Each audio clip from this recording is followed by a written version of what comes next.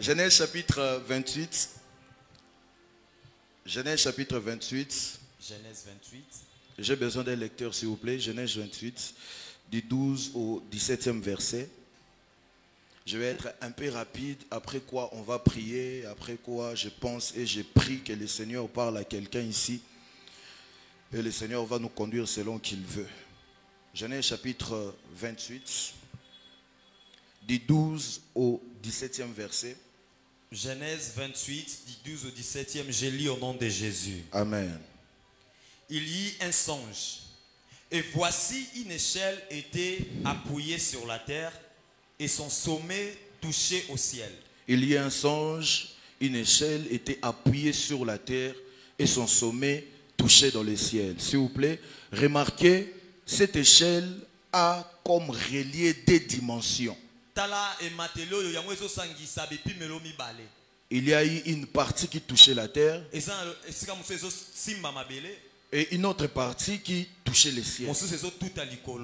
En d'autres termes, tolérez-moi, en d'autres termes, cette échelle créait comme un pont entre la terre et le ciel.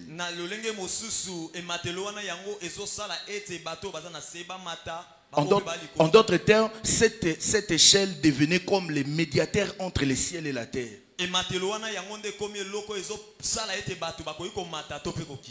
Cette échelle créait un moyen de transport. Non pas d'une nation à une autre, non pas d'une ville à une autre, mais entre une dimension terrestre et une dimension céleste. Cette échelle réunissait des dimensions. La dimension des humains et la dimension des esprits. Quelqu'un est avec moi? Amen. Continue. Et voici les anges de Dieu montaient et descendaient par cette échelle. Ah, voici les anges de Dieu montaient et descendaient par cette échelle. Dans votre Bible aussi c'est comme ça? Amen.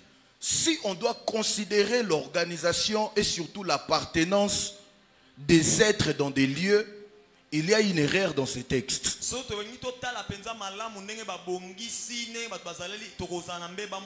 Cette échelle a relié des dimensions. La dimension des humains et la dimension des esprits. Si tu me rates dans l'introduction, tu rates tout mon message. Et après, on parle maintenant de comment est-ce qu'on fait l'usage de cette échelle. J'aurais souhaité, ou ça serait extrêmement aisé, si on disait les humains montaient et descendaient. Ou bien on disait les anges descendaient et montaient. Pourquoi de cette échelle? La mention que l'on fait, ça nous laisse croire qu'il y a un désordre. Pourquoi les anges ne descendent pas, mais ce sont les anges qui montent? Ça nous laisse croire à des réalités. La première réalité, il y a un certain type de anges qui habitent la terre et qui trouvent le moyen de transport par cette échelle pour monter et puis descendre. La deuxième hypothèse, il y a un type des anges qui sont descendus, qui étaient restés comme fermés sur terre. Ils n'avaient plus de voie pour rentrer. Et lorsqu'ils ont vu l'échelle, ils en ont trouvé les moyens de transport pour remonter. Mais après avoir monté, il redescend encore. Quelqu'un est avec moi? Vas-y mon frère. Et voici l'Éternel. Mon frère, s'il te plaît, là-bas, balance la main. C'est vous la personne dont j'ai cherché les 12 là. Les 12 août, hein? C'est vous, hein? Dis après moi P. Pardon? P. C'est quoi votre prénom? Fiston. Fiston? Mouya? Je reviendrai. Ne pars juste pas avant le culte. Avant la fin du culte. Vas-y. Et voici l'Éternel se tenait au-dessus d'elle. Ah, il y avait l'Éternel au-dessus de l'échelle. Et il dit, je suis l'Éternel, le Dieu d'Abraham, ton père et le Dieu d'Isaac. La terre sur laquelle tu es couché, je la donnerai à toi et à ta postérité. Yes. Ta postérité sera comme la poussière de la terre. Tu te tendras à l'Occident et à l'Orient, au septentrion et au midi. Et toutes les familles de la terre seront bénies en toi et à ta postérité. Voici, je suis avec toi.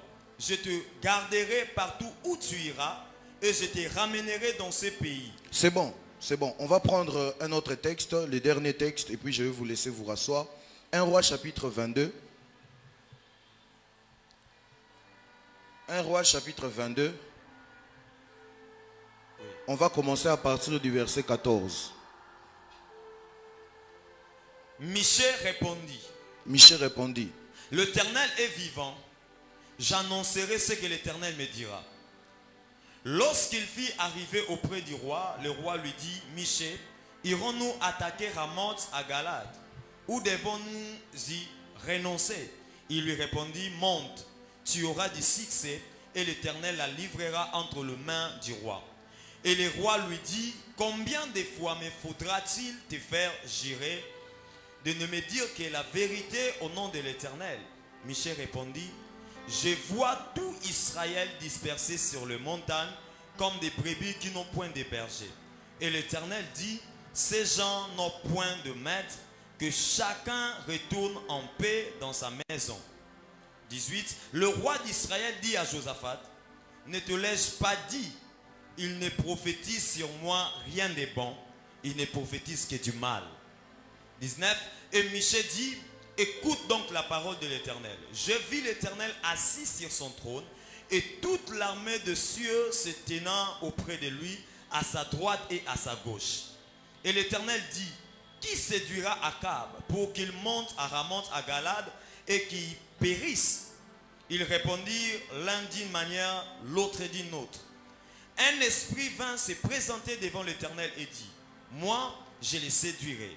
L'Éternel lui dit, comment? Je sortirai, répondit-il, et je serai un esprit de mensonge dans la bouche de tous ces prophètes. Wow. L'Éternel dit, tu les séduiras et tu en viendras à bout, sors et fais ainsi. Gloire au Seigneur. Est-ce qu'on peut reprendre nos places et acclamer pour le Seigneur? Je vais essayer d'être un peu rapide, mais cependant j'ai besoin de ton attention, car je suis convaincu que le Seigneur Dieu te fera du bien durant cette prédication. Il m'a été demandé de parler sur un merveilleux thème, dont la race des prophètes. Répète après moi, la race des prophètes. Et j'aurais voulu avoir assez de temps pour en parler comme il se doit, car c'est une matière qui est extrêmement consistante. Mais par la grâce de Dieu et par l'aide du Saint-Esprit, le Seigneur m'a conduit à prendre une direction qui en réalité a le nez de mon message et derrière lequel je crois que Dieu va te parler. Que Dieu bénisse celle qui a dit Amen. Je crois que Dieu va te parler. Et au-delà de la parole, Dieu va te permettre de vivre cette parole. Tu me donnes un Amen bien. Ça sera ton cas au nom de Jésus. Par la grâce de Dieu, nous sommes aujourd'hui l'église corps du Christ. Pourquoi je dis que c'est la grâce de Dieu?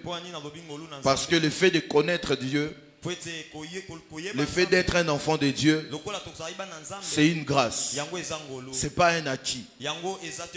Et aujourd'hui, dans les milliers de personnes qui sont dans la planète Terre, vous êtes comptés parmi des personnes qui ont été tirées de la création, qui sont devenues enfants de Dieu.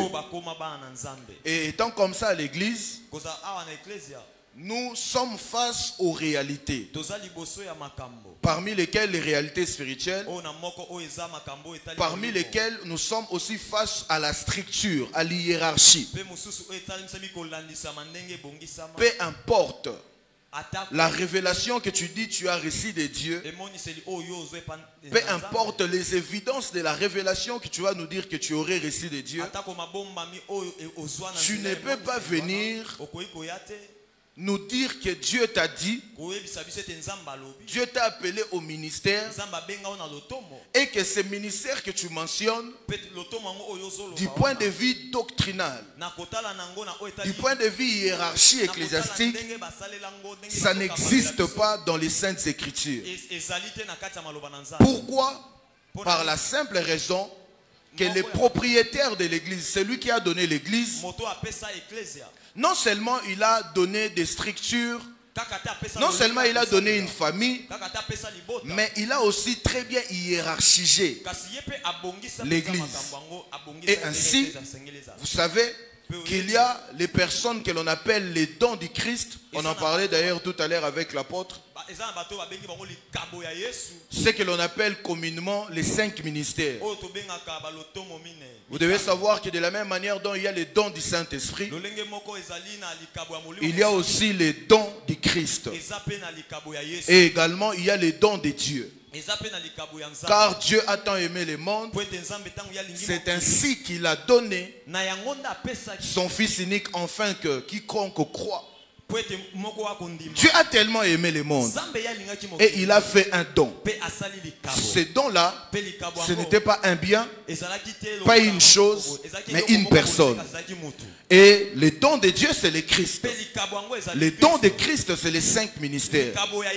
Lorsque vous avez dans cette église un homme qui est un apôtre, qui est l'ange de cette église, au-delà du fait qu'il soit apôtre, au-delà du fait qu'il soit une personne par qui Dieu passe pour manifester un don, au-delà du fait qu'il soit une personne par qui Dieu passe pour te faire du bien par la parole, la guérison, tout ce que tu veux, l'église doit arriver à une dimension où ils regarderont les ministres non pas comme les ministres d'abord, mais comme des dons, parce qu'en réalité on ne les mérite pas. Ça t'est déjà passé à l'esprit s'il fallait payer à un ministre de Dieu comme tu payes un médecin, comme tu payes le professeur de tes enfants, comme tu payes par exemple ton bailleur, s'il fallait payer un ministre de Dieu, ton pasteur, ça t'est déjà passé à la tête si par déduction tu allais le payer combien? Ce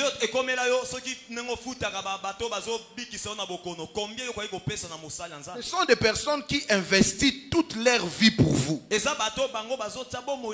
Quand ils prêchent ici, c'est pour toi. Mais même après l'estrade, si tu as un souci, c'est lui que tu appelles. Les hommes de Dieu vivent avec les problèmes des fidèles. Dieu peut l'accorder la grâce. Chez lui à la maison, ça va. Mais demandez aux femmes des hommes de Dieu. Il va voir son mari troublé, tourmenté. Et il lui demande c'est quoi? À la maison ça va. Mais pourquoi tu es comme ça? Les problèmes de maman tel est dans ma tête. Les problèmes de papa tel fils. Parce qu'en fait c'est un travail à temps réel. Et Dieu a tellement aimé l'église qu'il a pris ces gens-là qui vous servent ainsi. Il vous l'a donné comme des dons. Tu ne me donnes pas un amen. Et ainsi, ces gens-là sont l'extension de Christ sur terre. Les ministres de Dieu ne sont pas les humains. Les ministres de Dieu sont la parfaite combinaison de l'humanité et de la divinité. C'est comme ça qu'au temps de la Bible, on n'appelait pas les prophètes les prophètes. Quelqu'un a directement pensé au texte qui dit autrefois celui qu'on appelle prophète aujourd'hui on l'appelait voyant. On ne les appelait pas seulement aussi les voyants, mais on les appelait hommes de Dieu. Parce qu'il n'y avait pas encore l'hiérarchie ministérielle. Et ainsi la bonne identification qu'il y avait d'eux, on les appelait soit voyants, mais beaucoup plus hommes de Dieu. Cette mention a beaucoup plus été utilisée lorsqu'on faisait mention d'Élie. Elle était tellement mystérieuse que on ne pouvait pas l'identifier comme un humain normal. On l'identifiait comme un homme en qui il y avait Dieu et il y avait l'humanité. Et il y a un texte qui dit, je paraphrase, celui qui reçoit un prophète en qualité de. Ce texte est en train de mettre l'éclairage sur une chose, que dans un homme de Dieu, il y a la dimension de l'humain, mais il y a aussi la dimension du mystère. C'est comme ça qu'on dit, celui qui reçoit un prophète non dans sa globalité, mais dans sa qualité de. Si je dois paraphraser, ça veut dire donc, celui qui reçoit un ministre de Dieu, il le reçoit en premier lieu comme une personne, mais il va plus loin pour oublier les autres côtés en lui, pour se concentrer que dans sa dimension mystérieuse.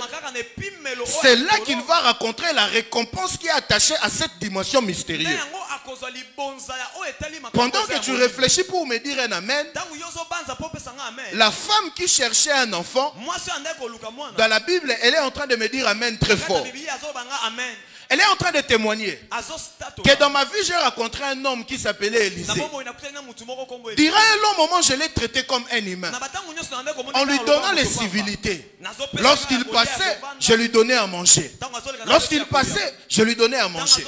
Jusqu'à ce qu'un jour, j'ai découvert qu'au-delà de l'humain dont je prenais soin, il y avait un esprit derrière. Toi tu réfléchis, tu dis mais prophète tu parles de quoi? Tu sais, cette femme, on va sauter les épisodes. Quand elle a perdu son enfant et qu'elle courait pour aller vers les prophètes, son mari s'est exclamé en disant une phrase qui prouve que cette femme connaissait un Dieu, mais deuxièmement elle connaissait aussi la spiritualité. Son mari est en train de se dire, ce n'est même pas le sabbat. Ce n'est même pas, en fait, ce n'est pas le jour du culte. Pourquoi elle se précipite à aller comme ça? Ce qui nous laisse entendre que cette femme, c'était une femme qui était habituée aux choses de Dieu. Tu me donnes un amen, on va avancer. Et donc, si une femme pareille va construire une chambre haute, va y mettre dedans un lit, et au-delà du lit, elle va y mettre les chandeliers, au point où même toi qui es là qui me dis amen, il y a de ces personnes qui ne connaissent pas c'est quoi les chandeliers. Mais cette femme à son temps connaissait les chandeliers. Et elle va y mettre dans la chambre du prophète. Ça veut dire donc, elle passait un message fort à l'homme de Dieu. Elle lui disait, autrefois je t'ai traité comme un humain, je te donnais à manger, tu passais. Mais ici dans cette pièce, je considère toutes les deux dimensions en toi. Je considère l'humain en toi qui doit dormir dans ce lit, mais je considère aussi l'homme mystère en toi qui doit traiter avec les chandeliers. Et remarquez, c'est ce jour-là que les yeux du prophète s'est ouverts pour réaliser que cette femme manquait quelque chose. En d'autres termes, hein, toutes les fois où tu abordes un homme de Dieu comme un humain normal, sa grâce ne te localise pas. C'est le jour où tu commences à faire le premier pas allant vers le mystère en lui, que le mystère en lui aussi te remarque. Oh, donne-moi un amen bien, on va avancer. Amen. Tout Tout le monde criait Jésus. Alors qu'il y avait quelqu'un qui était court de taille, qui avait monté sur un arbre. Son cri à la manière des hommes, c'était comparable à tous les hommes. Mais derrière son cri, il y avait la considération plus approfondie de Jésus que de la personne. Tout le monde touchait le Christ. Il était poussé de partout. Mais derrière le toucher d'une femme, il y avait la dimension de la considération, non pas de l'image Jésus, mais du côté mystérieux de Jésus. Tu me donnes un amen, je vais te bénir. J'ai lu la Bible. Je n'ai jamais vu quelqu'un qui a imposé à Dieu de faire quelque chose. La réputation que l'on a de lui, il est un Dieu qui agit quand il veut, à qui il veut, comme il veut. Mais cet extrait biblique est en train de nous faire comprendre une chose. Que cette femme a eu la capacité de voler la guérison de la vie de Jésus sans que Jésus ne se rende compte. Au point où la guérison est sortie, elle est guérie. C'est là qu'il s'exclame. Les Français nous ont enseigné. Quand quelqu'un dit j'ai libéré, il a fait avec volonté. Mais quand quelqu'un dit j'ai senti, ça veut dire c'est au-delà de son contrôle. Sur terre, il y a des êtres humains qui vivent sur terre. Il n'y a pas 3 êtres humains. Il n'y a que 2 êtres humains. Il y a ce que la Bible appelle les courageux, les violents. Et il y a les timides. Les violents sont de cette race-là. Ou même lorsque Dieu te dit c'est pas le temps, il faut attendre le temps. Lui, il sait par quelle voie passer pour toucher.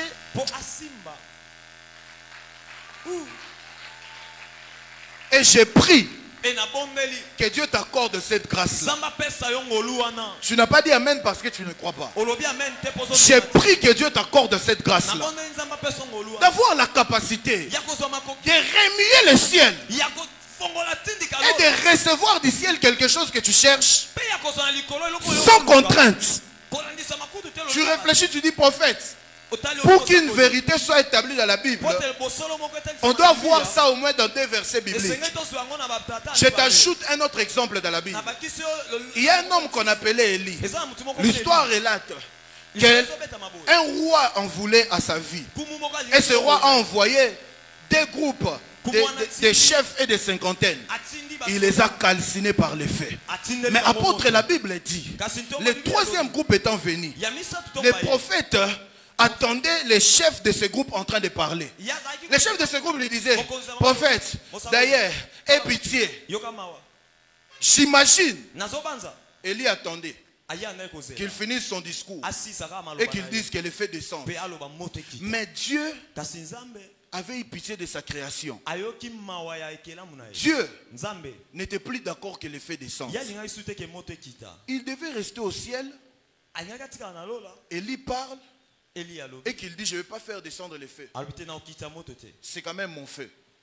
Mais pourquoi Dieu s'est senti obligé d'envoyer un ange pour venir négocier avec un humain?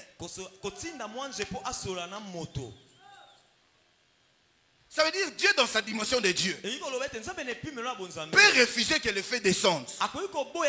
Mais Élie était les races des prophètes. Était la race des prophètes qui avait atteint une dimension. Je ne suis pas à l'aise de le dire, mais en s'appuyant sur la Bible, je l'ai dit.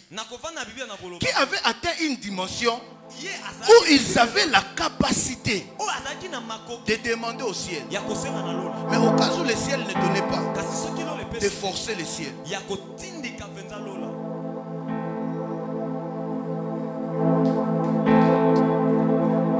J'ai pris que Dieu t'accorde cette grâce d'avoir la capacité de demander, vous sera donné. De chercher, vous trouverez. Mais d'avoir aussi la capacité de frapper. Oh, donne-moi un amen bien. Et ainsi, comme j'étais en train de dire, on les appelle les dons du Christ et qui sont qualifiés comme les ministres. Et parmi ces ministres, il y a aussi les fameux ministres que l'on appelle les prophètes. Comment parler des prophètes en un enseignement et finir Mais je vous renseigne seulement que le ministère prophétique est le seul ministère qui a figuré dans la Bible, dans la dispensation du Père, avant l'arrivée de Jésus. Le ministère prophétique est le seul ministère qui a existé dans la Bible lorsque le Christ est arrivé. Et même jusqu'au temps de l'Église, il y a le ministère prophétique. Mais permettez-moi de vous informer aussi, alors que la parole va rentrer au Père, alors que tous les ministères vont rentrer au Père, sur terre, le ministère prophétique va encore rester. On dit alors que l'Église sera enlevée, Dieu enverra les deux témoins. Et parmi les détails que l'on donne de ces deux témoins, on dit qu'ils seront prophètes. Voilà la raison pour laquelle tu ne peux pas comprendre le ministère prophétique à 100%. Le ministère prophétique, c'est un peu comme une femme. Tu peux la comprendre le matin, par la grâce de Dieu à midi, mais le soir tu ne la comprendras pas. Parce que même le ministre lui-même, le ministre prophète lui-même, il y a des jours où il se réveille, il ne se comprend pas lui-même. Il y a des jours où il se réveille, il ne comprend pas lui-même ses emails. Il y a des jours où il se réveille, il ne fait pas, mais Dieu lui dit fais. Je me demande si l'église du Congo était au temps du prophète Osée, avec les jugements affantins que l'église du Congo a, et que c'est la première fois qu'ils prennent le micro et qu'ils disent que Dieu m'a dit, et que cette première fois il dit que Dieu lui a dit d'aller prendre comme pour femme une prostituée. Je me demande les jugements qu'il aurait reçus de l'église du Congo. On allait dire Azaneka na posandumba alingi na yeye kaka kende kuna botika kolati sanzambe busoba. Et ça, c'est le ministère prophétique. J'ai saisi cette opportunité pour dire à quelqu'un qui est ici, qui me suit dans les directs, c'est refusé d'office. Mais par la pure folie, permets-toi de jouer avec un autre ministère. Mais ne joue pas avec le ministère prophétique si Dieu ne t'a pas appelé au ministère prophétique. C'est un danger permanent. Parmi les 5 ministères, le ministère qui est oppressé et attaqué en temps réel comme le ministère prophétique n'existe pas. Vous savez pourquoi? Parce que la gloire et la force du diable, c'est lorsqu'il opère étant occulté, lorsqu'il opère étant caché. Maintenant, le ministère prophétique a comme pour mission principale, alors que lui il s'est caché, il mangeait en bas. Le ministère prophétique a comme pour mission de venir, de faire ça. Et donc, comme vous savez, étant une idée, il ne peut pas fonctionner. Il s'est donné lui aussi le challenge d'attaquer les prophètes à temps réel, avec comme pour objectif de les faire taire, avec comme pour objectif de les... Tu me donnes un amen, je te dis une vérité. Nous ne sommes pas de ceux qui encouragent les péchés. Nous ne sommes pas de ceux qui encouragent que les hommes de Dieu se retrouvent au milieu des scandales. Mais demandez à notre papa qui est ici. Commençons au temps de la Bible jusqu'à nos jours. Tout ce que vous voulez, vous vous identifiez. David, homme selon le cœur de Dieu. Abimana moi si à Soda naïe. Comme si ce n'était pas suffisant, Tinda Soda naïe pour récupérer moi. Est-ce que j'encourage cela? Non. Mais c'est juste pour dire, hein, les parfaits n'existent pas. Mais tu sais maintenant pourquoi ici au Congo, je ne parlerai pas d'ailleurs parce que nous sommes au Congo. Tout ce qui tourne autour du prophète a un seul objectif. Est-ce que tu t'es déjà rendu compte que tout ce qui tourne autour du prophète, le premier effet que ça produit sur toi, c'est de ne plus continuer à croire à ces prophètes. Hormis les autres choses de côté, l'objectif principal, c'est d'arrêter à croire à lui. Lorsque nous voyons ça, le diable sait à quoi il joue. Il est en fait en train de décrédibiliser la bouche qui est censée te donner une direction qui va les donner la faillite. Quelqu'un ne m'a pas compris. Tu sais, lorsque deux hommes sont en train de conquérir une fille, surtout s'ils sont des amis, c'est lui qui apprend en premier que son ami est aussi dans la conquête. La première arme qu'il utilise, c'est décrédibiliser son ami. C'est un aventurier. D'ailleurs, il a promis ça à telle fille. Il ne l'a pas fait. Il a promis ça à telle personne. Il ne l'a pas fait. Tout ce qu'il fait en toi, il est juste en train de soulever une position de garde en toi qui fera en sorte que toute parole qui viendra de cet homme, ton cerveau va rejeter. Ton cerveau va se dire: si il a promis ça aux certaines filles avant moi, moi aussi il est en train de me mentir. Le diable attaque la réputation des prophètes pour la simple raison que vous ne croyez plus à eux. Dieu lui-même dans 2 Chroniques 20:20, il est en train de dire: confiez-vous en Dieu, en moi. Tout ce que je vais faire, je vais vous affermir. Mais la réussite, ce n'est pas moi. J'ai donné cette dimension aux prophètes.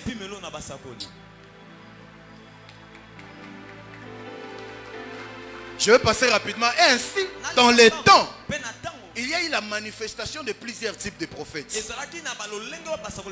Les prophètes post-ascension, ou bien les prophètes qui ont vécu dans la dimension de Dieu le Père. Ils avaient comme pour mission principale d'amener les oracles de Dieu. Lorsque Dieu les appelait, ils étaient des humains, mais après l'appel, ils quittaient la foule. Ils allaient vivre dans les lieux désertiques, à l'instar d'Élie, à l'instar de Jean-Baptiste. Prophète Jean-Baptiste n'était pas prophète. Lis bien la Bible les reconnaît comme un prophète. Ils allaient dans des coins désertiques. Ils s'éloignaient de la cité.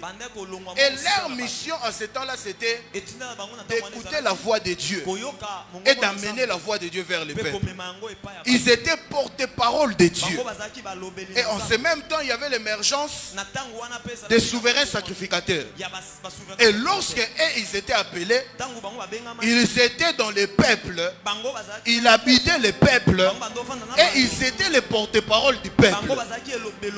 Lorsqu'ils allaient vers Dieu, c'était pour représenter les peuples. C'était pour parler en faveur des peuples.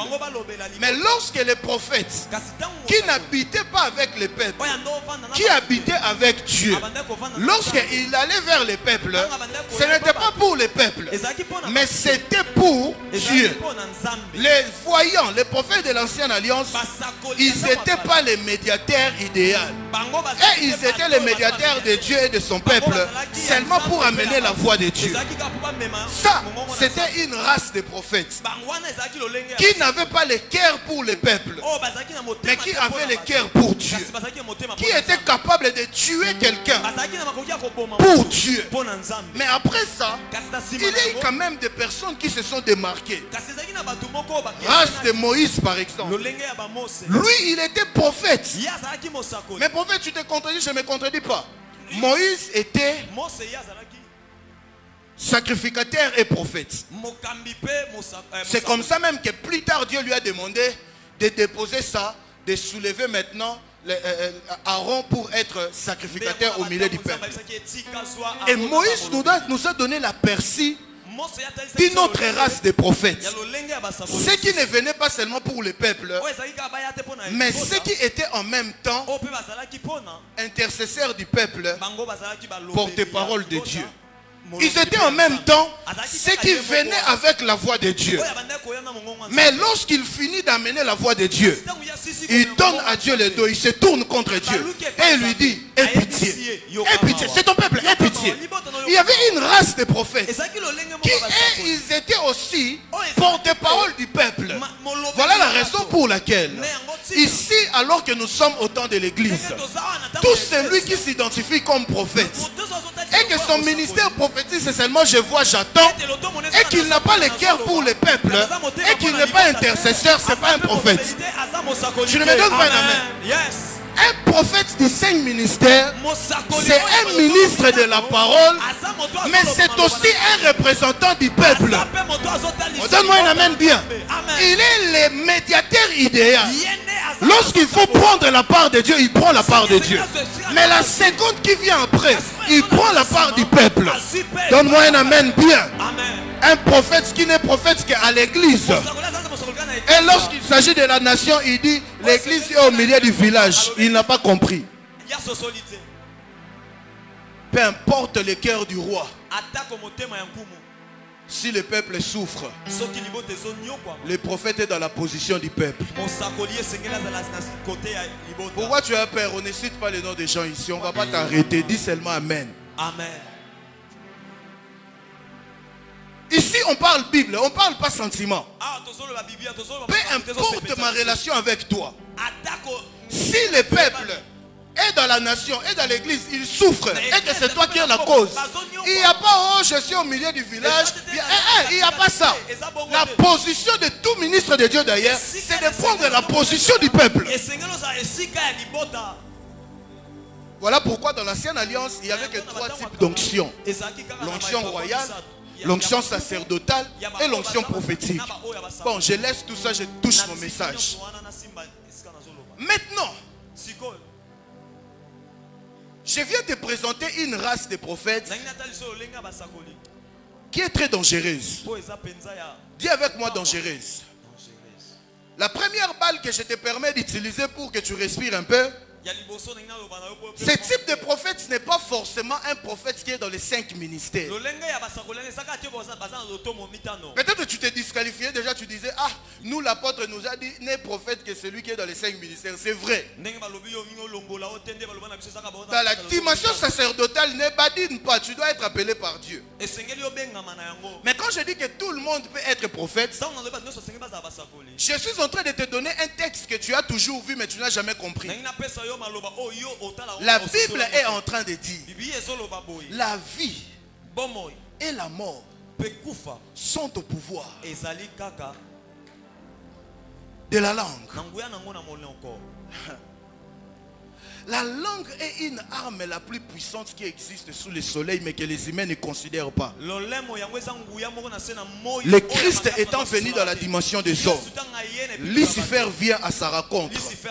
Le Christ a voulu utiliser la technologie céleste.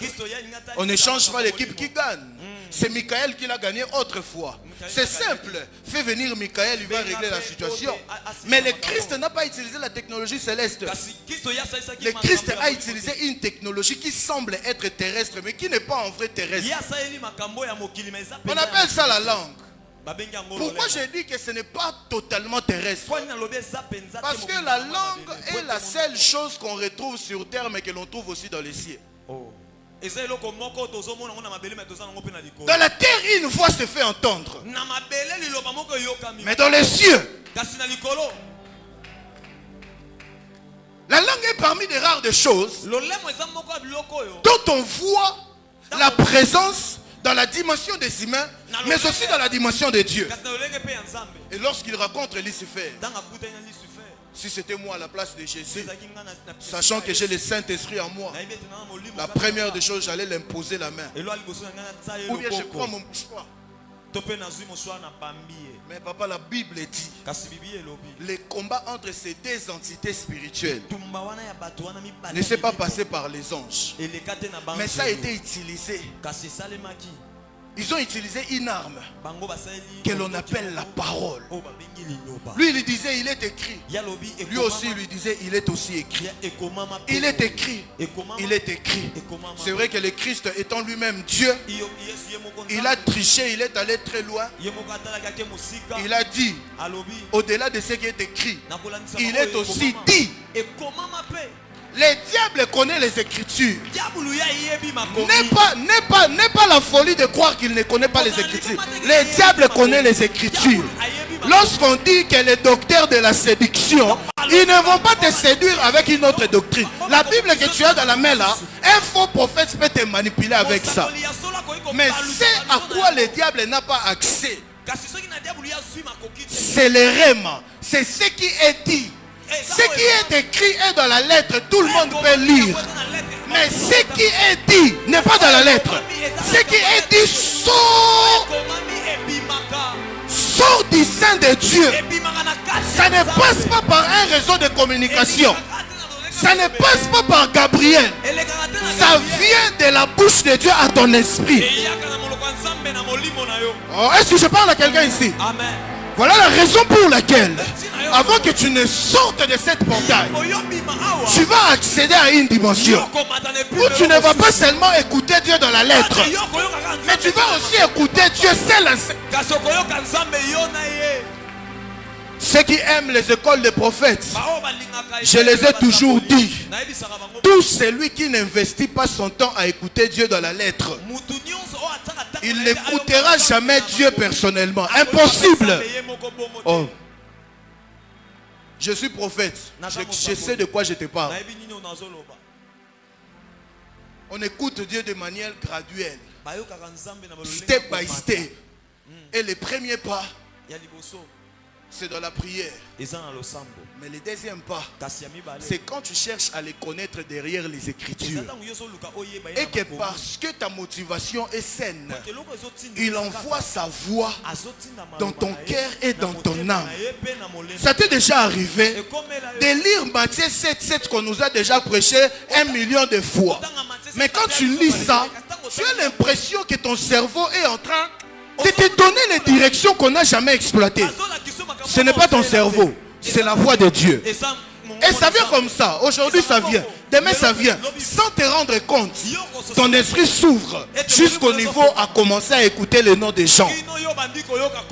L'église actuelle n'aime pas la parole de Dieu. Surtout les fameux prophètes. Tout ce qu'ils aiment, il vient, il vous donne un texte. Après il dit, je suis né pour prophétiser. Là c'est dans l'ancienne alliance. Aujourd'hui il faut prêcher.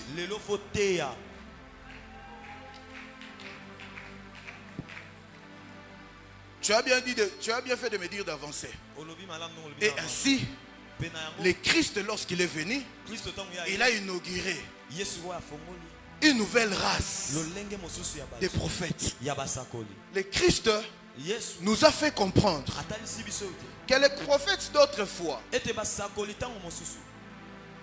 qui étaient conditionnés à attendre que le Saint-Esprit vienne, sous l'influence, il commence à parler. Après quand il part, il revient normal. C'est une race. Mais ce n'est pas tout ce qui existe au ciel. Lorsque le Christ est venu, il nous a fait comprendre que tu peux être prophète et être en même temps l'habitation de l'Esprit.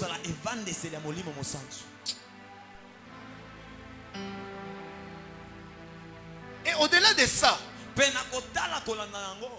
le Christ, la vie du Christ nous a expliqué les textes de Genèse que nous venons de lire. De cette échelle qui reliait la terre et les cieux. Je n'ai pas besoin de faire la typologie. Mais n'est-ce pas, c'est le Christ qui a relié les cieux et la terre. De ce texte, on comprend que par le Christ, il peut y avoir des mouvements. Mais ce n'est pas ça mon message. J'ai un message pour toi. Dis-moi, dis-le-moi, prophète. Ces textes montre qu'il y a un type de prophète qui n'avait pas accès au ciel, qui n'habitait que la terre, qui ne vivait que dans la terre et qui attendait que les messages viennent. Et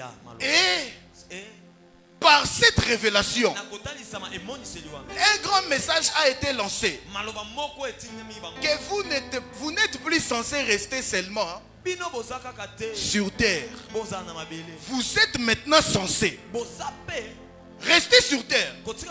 Mais quand ça ne va pas, de quitter la terre et de monter là-bas au ciel. Pendant que tu es en train de réfléchir, je t'informe que tout le malheur qui est arrivé à Job, ce n'est pas parce qu'il était victime. C'est lui-même qui était l'assassin. Tu me donnes un amen, je te prophétise. Comment est-ce que toi, Job, on a la réputation de toi de quelqu'un qui craint Dieu? On a la réputation de toi d'un enfant de Dieu, au point où Lucifer rend témoin. Lucifer qui est l'accusateur, c'est celui qui pour ton camp il rend témoignage. Mais le témoignage que Lucifer rend de toi, c'est où? C'est au ciel. C'est dans les conseils de Dieu. Il a été précipité il y a des milliers d'années. Par quelle formule? Quand Dieu est dans son conseil avec des dieux, Lucifer s'y retrouve.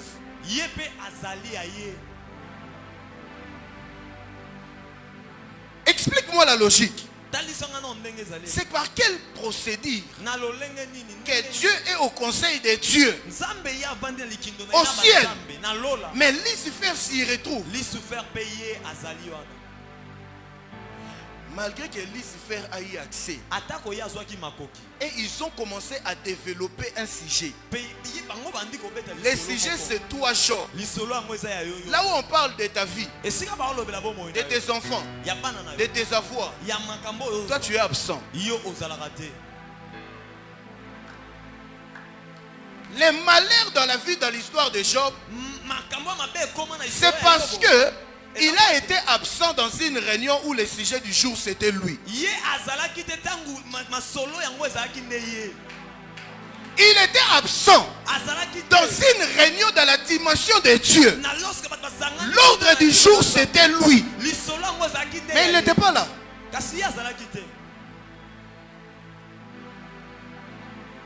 Combien sont les chrétiens aujourd'hui?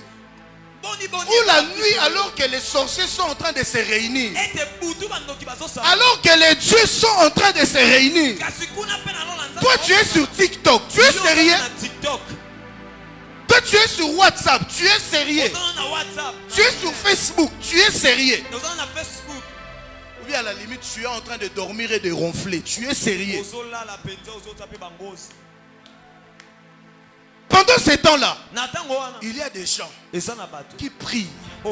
La nuit arrive, ça les trouve en train de prier. Les matins arrivent, ça les trouve en train de prier. Tu as dormi, il priait. Tu t'es réveillé, il priait. Et tu veux que vous puissiez avoir les mêmes résultats la journée. L'ange qui a visité Jacob, qui a fait de Jacob Israël, il ne l'a pas visité la journée.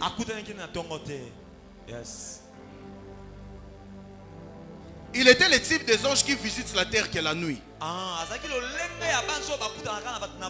Je t'informe que si tu ne pries que la journée, tu n'as pas encore commencé les vraies choses avec Dieu. Il y a des esprits qu'on rencontre sur terre que la nuit. Dans leur ordre de mission, ils ne peuvent plus être sur terre quand ce n'est plus la nuit. Cet esprit a béni Jacob, pourquoi? Mais parce qu'il lui a dit l'aurore commence à se lever, laisse-moi partir. Depuis quand un ange de Dieu qui est dans la terre que l'air Dieu a créé va avoir peur du soleil? C'était un vampire ou bien? Ce n'était pas un vampire. Dans son ordre de mission céleste, sa mission devait se faire que la nuit. Il renouvelle ses bontés chaque matin. Si tu penses qu'il est fait le matin, tu n'as jamais compris. Le matin, ce n'est pas 6 heures du matin. 1 heure du matin aussi, c'est le matin. 2 heures aussi, c'est 2 heures du matin. Les grandes choses, les choses mystérieuses, le ciel les fait sur terre que la nuit.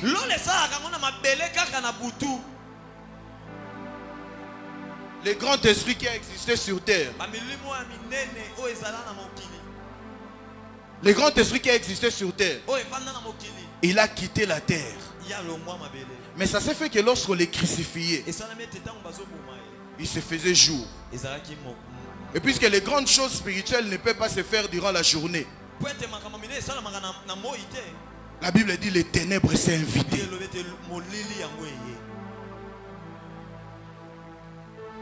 L'ère où l'église est actuellement, ce n'est pas l'ère de la race des prophètes fainéants.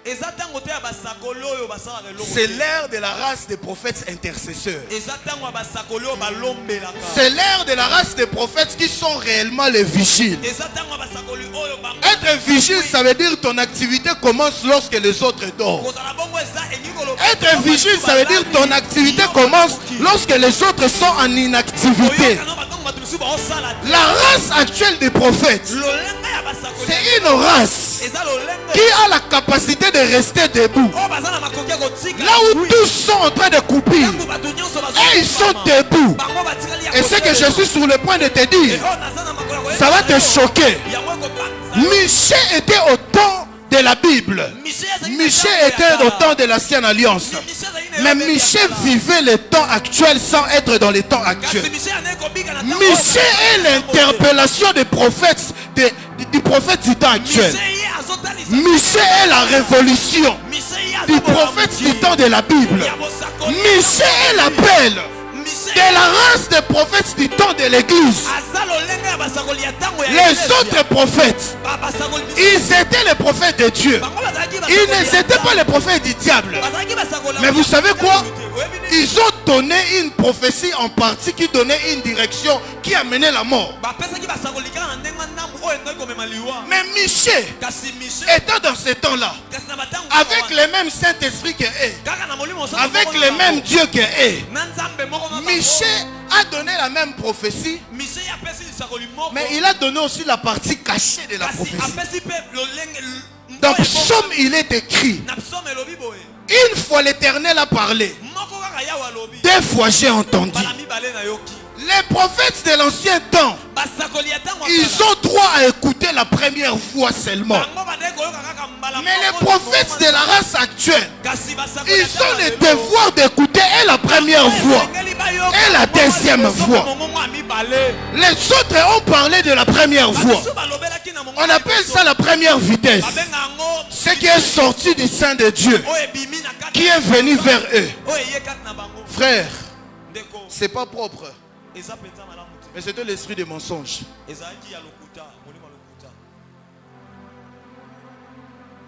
Que les prophètes fassent gaffe.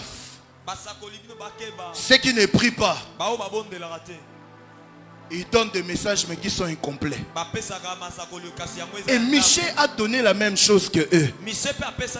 Mais lorsque le roi a insisté, Michée a dit: roi, la vérité que j'étais caché, je me suis comporté comme mes frères, les prophètes de ce temps, et j'ai donné les messages qui étaient réservés à nous qui sont de ce temps. Mais puisque tu insistes, je vais te faire part d'une vision que j'ai reçue dans la dimension de la race des prophètes du temps de l'église. Au-delà du message qu'on a reçu ici, et ils ne sont restés que sur terre, où l'esprit est venu les parler. Mais moi, je ne me suis pas contenté seulement dans la dimension de la terre. Moi, Michée, j'ai faufilé. Je me suis retrouvé dans le conseil de Dieu. Et là, dans le conseil de Dieu, j'ai vu comment est-ce que Dieu organisait pour envoyer un esprit pour te mentir.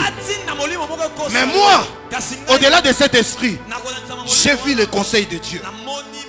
La suite, on dit un prophète l'a giflé pour lui dire: depuis quand Dieu va nous passer pour venir te parler, toi?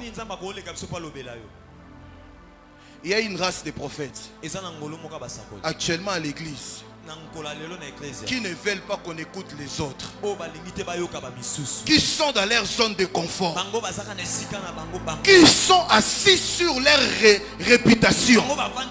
Ils ne prient plus Dieu, ils ne cherchent plus Dieu. Tout ce qui les contente, c'est la réputation qu'ils ont. Ils ont fait ça, ils ont fait ça, ils ont fait ça. Mais cependant, il y a une race qui sont dans des montagnes en train de prier.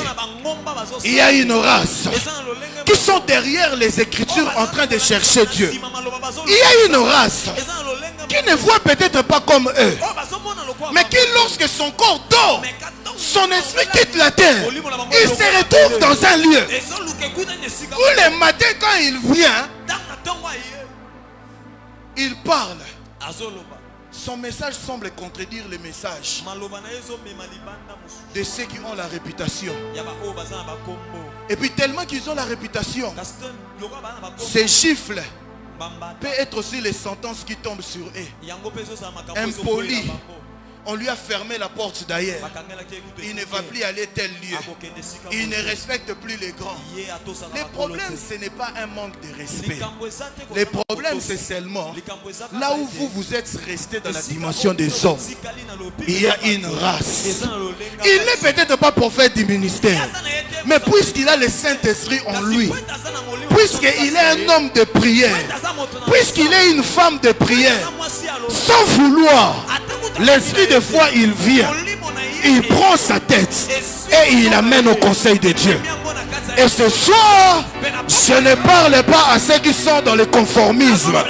Ce soir, je parle à une race qui ont marre de rester dans la dimension des hommes, qui par la grâce de Dieu, ils ne vont plus se contenter à la première voie, mais qui par la grâce de Dieu, lorsqu'ils attendront Dieu une fois, ils diront: Seigneur, merci pour la première fois, mais donne-moi la seconde fois. Je lève ma main comme prophète de l'Éternel. Je décrète et déclare au nom de Jésus: tu ne vas pas être conditionné à la dimension des hommes. Tu es de la race de Michée. Tu vas avoir accès au conseil. Ce que j'aime, le conseil de Dieu, ce n'est pas l'apanage des anges. C'est la partie la plus dangereuse. Le conseil de Dieu, ce n'est pas l'apanage des anges. Même les anges n'ont pas accès au conseil de Dieu. Tout ce que Gabriel amène sur terre, c'est ce qu'on lui dit d'amener. Mais il y a la race de Michée qui n'attend pas Gabriel, qui par le Saint-Esprit, ils peuvent aller voir, écouter. Oh, quand tu ne me dis pas amen, Jean est en train de me dire un bon amen. Jean est en train de me dire: prophète, dis-leur, j'étais emprisonné, mais même dans la prison, une fois il a parlé, des fois j'ai entendu. Tu aimes Apocalypse, tu aimes le livre d'Apocalypse. Le livre d'Apocalypse nous a été donné par la race des prophètes de Michée.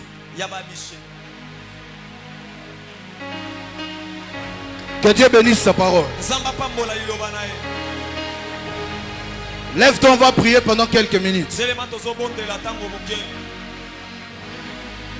Je prie, alors que tu es en train de t'avancer, s'aimer, que le Dieu des esprits de prophètes, que le Dieu de la race de Michée te rencontre dans les paniers là où tu es en train de s'aimer. Je décrète et déclare au nom de Jésus, en daté de la seconde qui va suivre, tu ne vas plus être limité à la dimension terrestre. Tu te serviras de l'échelle de Jacob et tu pourras monter et après redescendre. Nous sommes à un temps de l'église où on a marre de manger les repas qui sont réchauffés. Nous sommes dans un temps de l'église où nous avons besoin de pasteurs prophètes qui auront la capacité de monter par l'échelle de Jacob, de recevoir la nourriture chaude et de redescendre avec. Nous sommes dans un temps où nous avons besoin des apôtres qui, au-delà du fondement, ils pourront aussi monter, recevoir la pensée de Dieu par rapport au quinquennat de l'église et redescendre avec. Nous sommes dans un temps où les prophètes ne nous donneront pas les messages qu'ils reçoivent là sur place. Donne-moi un amen bien. Je parle aux prophètes qui sont ici. Le temps est mal choisi pour se limiter que à la dimension de ce que tu reçois là. C'est maintenant le temps où tu dois avoir accès au conseil de Dieu. Je vais vous partager un témoignage et c'est sur base de ce témoignage qu'on va prier. En 2023, Un jour comme tous les autres jours, mon père spirituel est en train d'enseigner. Je suis assis. Quelques jours après notre consécration, je suis assis. Et mon père était en train de parler des exploits que le Seigneur faisait avec les patriarches Tambulukoki. Mais pendant qu'il parlait, il répétait que les anciens témoignages. Alors que moi je suis proche à un des petits-fils de ce papa-là. Il m'a relaté qu'il n'y avait pas même une semaine passée, il revenait d'une mission dans la brousse. Et puis sa Jeep était tombée en panne. Son chauffeur, qui est un chauffeur mécanicien, il a essayé de bouger, jusqu'à ce qu'il a découvert que je pense qu'il y avait un problème avec la boîte. Et il vient, il annonce, patriarche, la voiture là est foutue. On va laisser ça ici. On va trouver un autre moyen de déplacement. Et le patriarche a dit quoi? Moi j'ai quitté avec ma voiture depuis Kinshasa. Je suis venu en mission. Je ne suis pas venu me divertir. Je suis venu prêcher Dieu. Et ma voiture est en panne. Toi tu me dis que ça va rester ici. C'est que ce n'est pas le Dieu que moi je sais. Il est sorti de la voiture. Nous avons toujours connu l'imposition des mains à la tête des gens. Il a imposé la main dans les capots de sa Jeep. Et il a dit à son chauffeur, entre des morts. Il a démarré. Bouge un peu. Ça bougeait. Ils sont entrés, ils sont revenus. Acclame pour le Seigneur. Amen. Et maintenant, apôtre, j'ai dit à mon père, papa, reste debout, on va prier. Papa, tu as oublié, il y a un témoignage récent. Il dit, viens prendre le micro et donner.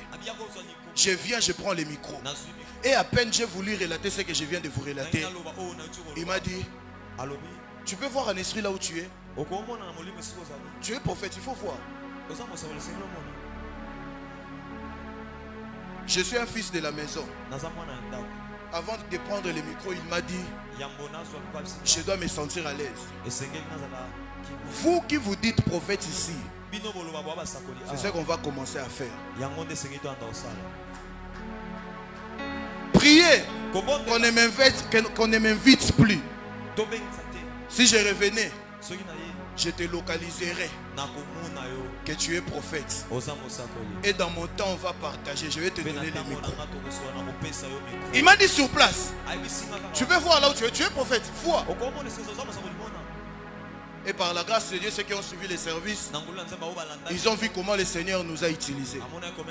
Mais ce n'est pas de ça que je vous parle. C'est lorsque j'ai déposé les micros, je suis rentré m'asseoir. J'ai réalisé la responsabilité qu'il y a dans l'épaule. Quand tu es prophète au temps de l'église, j'ai réalisé que tu n'attendras pas. Ayez, Namoni. Tu vas devoir voir à temps et en contre-temps. Tu vas devoir avoir la capacité d'attendre que la voix vienne vers toi. Mais aussi avoir la capacité d'aller vers la voix. Et j'ai commencé à prier. Et c'est là que Dieu m'a dit, Michel est une interpellation du prophète du temps de l'église. La Bible n'est pas une histoire. La Bible, c'est la vie, c'est la réalité. Si une personne a vécu ça dans la Bible, au temps de la loi où l'esprit venait et il partait, et toi qui es au temps de la grâce, où l'esprit habite en toi, tu as aussi la capacité. Je vais prier pour toi ce soir. Une grâce que tu manifestes, tu peux le transmettre. Une grâce que tu possèdes, tu peux le donner. On ne peut donner que ce que l'on a. Ce soir, je vais te tenir la main. Je vais te faire sortir de la dimension de ceux qui attendent que sur terre. Je vais te prendre la main. Je vais t'amener à la dimension de ceux qui vont dans les cieux. Regardez. La chorale ici, disez-moi seulement Amen. Pense à une personne que tu aimes plus. Et pendant qu'ils sont en train de penser, moi j'écoute Estrée là. Je ne prophétise pas, reste là. Je donne ça juste comme un exemple à l'enseignement que je donne.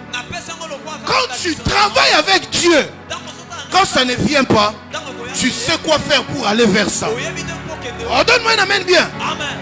Et ce soir, je ne suis pas venu te prophétiser, t'égayer. Ce soir, je suis venu pour réveiller le prophète qui dort en toi. Oh, donne-moi un amen bien. Il a prié sur moi. Il m'a dit, cette dimension ne quittera jamais ta tête. Et depuis, on l'utilise. On sert Dieu comme une équipe qui ne rate jamais. Au Gabon, à pied levé, Dieu parle.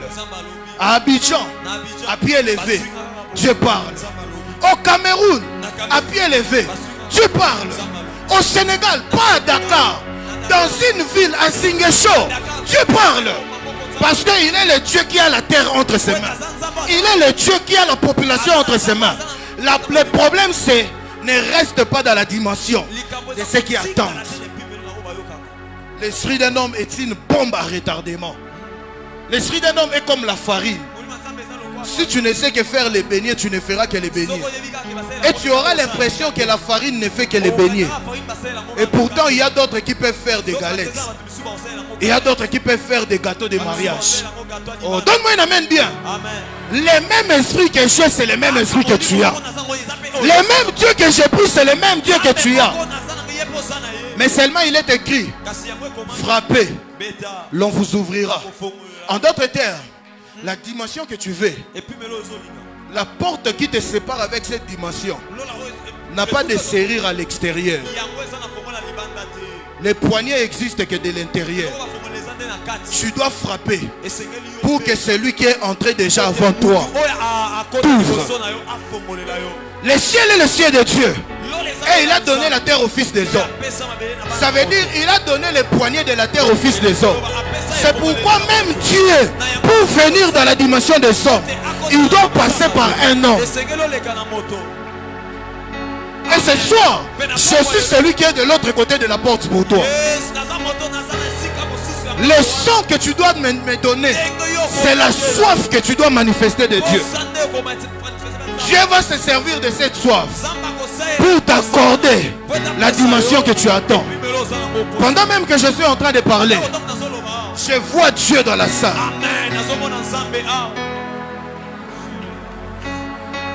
Les hommes sensibles sont en train de prier. Les hommes sensibles sont en train de crier à Dieu. N'attends pas une transition. Concentre-toi à Dieu. Commence à crier à Dieu. Dis à Dieu, l'heure dans laquelle où l'église est, c'est une heure où le prophétique est devenu urgent. La race qu'on doit manifester, c'est une race qui est devenue urgent. Les marabouts se multiplient. C'est pour que les prophètes authentiques aussi se multiplient. Je n'ai pas beaucoup de temps. Sont en train de prier. Sont en train de crier à Dieu. Que Dieu te bénisse, toi qui es en train de prier. Tu ne quitteras pas Congrès 2025 tel que tu es entré. Que Dieu bénisse ceux qui sont en train de prier. Libère ton esprit. Ouvre ton esprit. Prépare-toi à recevoir.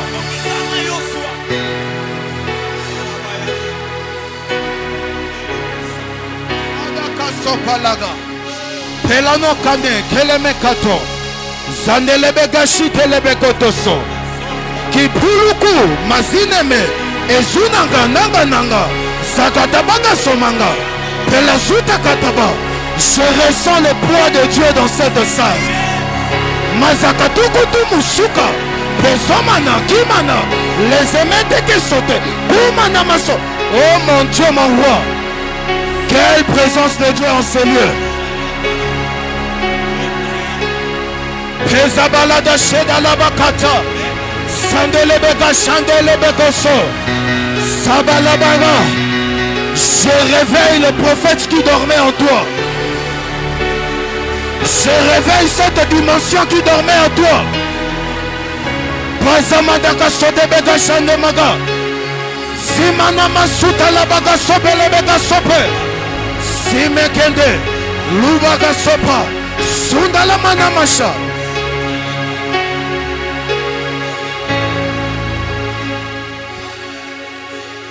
Shabalabaga Thomas Sobega.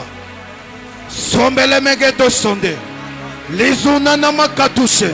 Sambele bega sutamana. Je vois la main de Dieu en train de suivre mes paroles. Quiconque qui est sensible, quiconque qui est connecté, qui est en train d'attendre le son de ma voix, la main de Dieu est en train de venir vers toi. Le Dieu qui m'a pris comme la poussière, le Dieu qui a pris ces vases de terre que je suis, et il en fait usage pour bénir du peuple aujourd'hui. C'est le même Dieu que je t'apporte. Je vois des prophètes qui étaient comme à terre, qui sont en train de monter maintenant. Qui sont en train de monter maintenant. Qui sont en train de monter maintenant. Kebalato Chandela Baga. La Kapalo, Sopala Katemeke. Piso Palo, Chandela Begato. J'ai vu les esprits de Dieu entrer en ces lieux. Et je suis en train de voir ces esprits en train de prendre la main. Un certain nombre de prophètes. Et ils sont en train de monter avec eux. Vous allez le voir dans la salle. Ça va commencer par 5 personnes. Une onction sans précédent est en train de tomber dans leur vie. Une dimension sans précédent est en train de tomber dans leur vie. Père, Père, Père, que ceux qui sont sélectionnés de ce soir reçoivent leur visitation. Alors que je parle, l'onction de Dieu sur ma tête tombe sur toi. Protocole, soyez en mouvement. Ce sont les 5 premières personnes sur qui je vais mettre la main. Ce sont des prophètes de l'Éternel qui vont manifester une dimension sans précédent.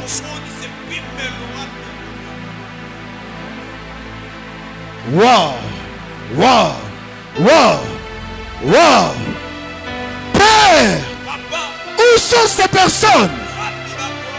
Où est la 3e personne? Où est la 4e personne? Où est la 5e personne? Amenez-moi ces gens, amenez-moi ces gens. Ça commence par eux, mais ça va aller dans tous les sens dans la salle. Alors que je suis en train de parler, je suis en train de voir l'émergence des prophètes dans les balcons. Ils sont partout. Amenez-moi ces gens. Tu es longtemps resté dans cette dimension. Ce soir, l'Esprit de Dieu est en train de te prendre et de t'amener à manifester une autre race. Lève les mains. Jesus. Ce soir, l'Esprit de Dieu t'amène à manifester une nouvelle dimension. Jesus. Jesus. Jesus. Je disais ce soir, tu n'es pas venu contempler quelque chose ici. Tu es venu recevoir ta part. Toi qui as des lunettes, Dieu me dit de te dire qu'il accepte de donner à cette maison un prophète. Un prophète qui va avoir une race, qui va se démarquer. Un prophète.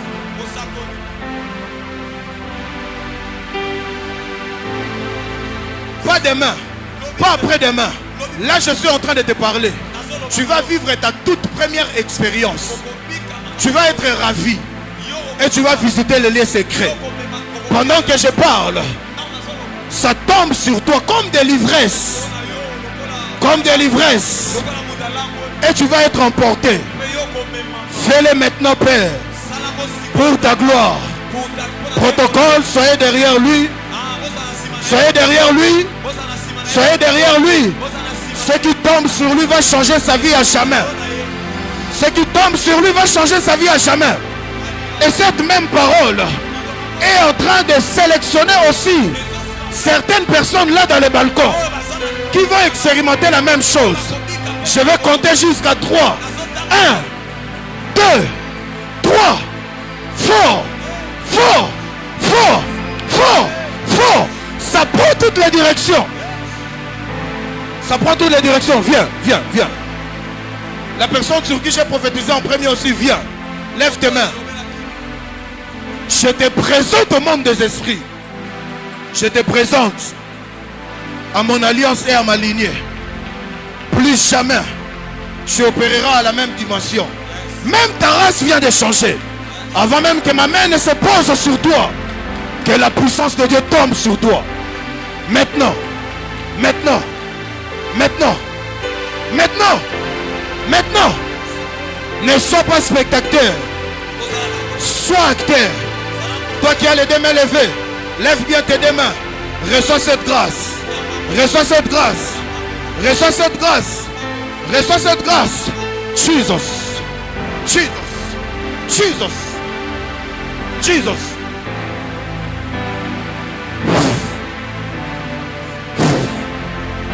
Jesus. Jesus.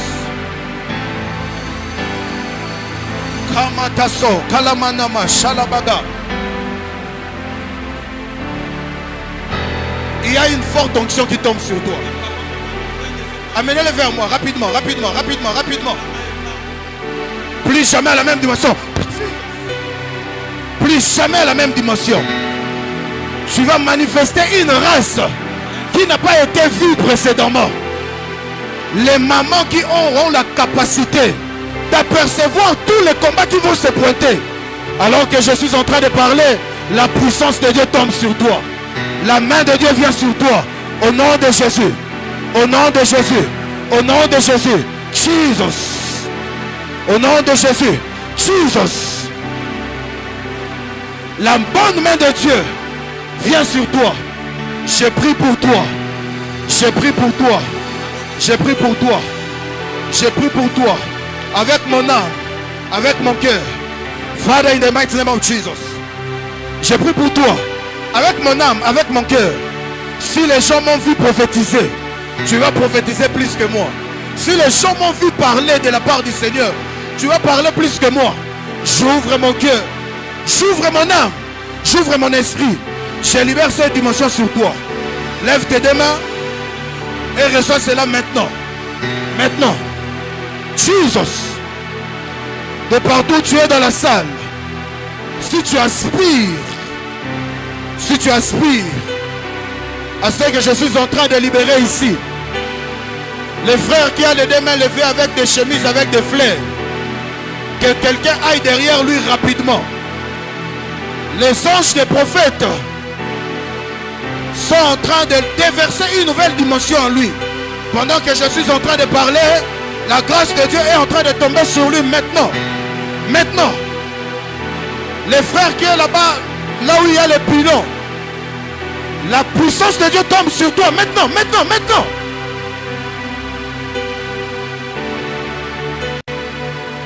Je vais faire quelque chose rapidement et je vais arrêter.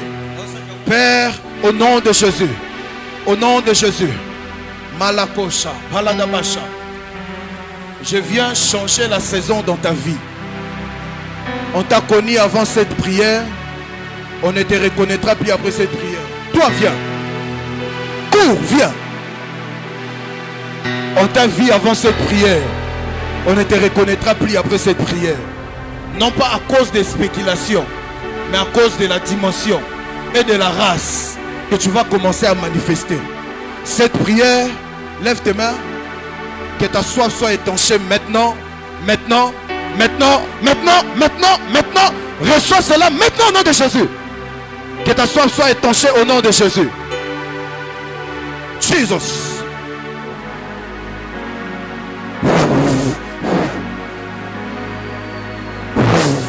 Jesus.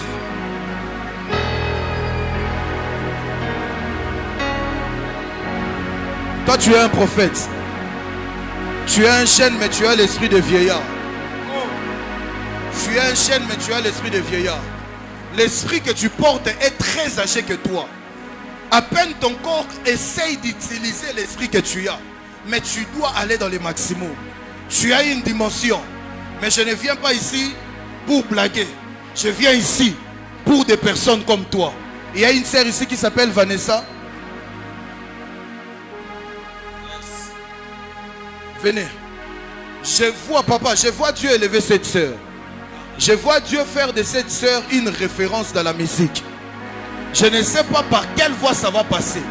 Mais je suis en train de la voir comme dans un studio, en train d'enregistrer comme, ils appellent ça les singles, je ne sais pas, hein, les morceaux comme ça. Je la vois enregistrer cette morceau et cette morceau va commencer à jouer. Et la particularité de cette morceau, c'est que lorsque les gens vont entendre ça, les gens auront des expériences personnelles avec Dieu. Les gens auront des expériences.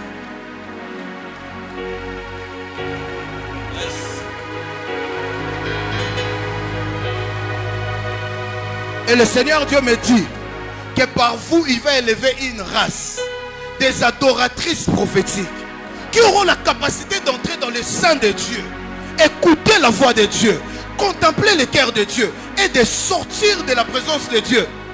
Pendant que je suis en train de parler de ça, je vois la même grâce tomber dans la salle. Ne sois pas spectateur ce soir. Lève bien tes mains. Reçois la grâce maintenant. Maintenant. Maintenant. Maintenant.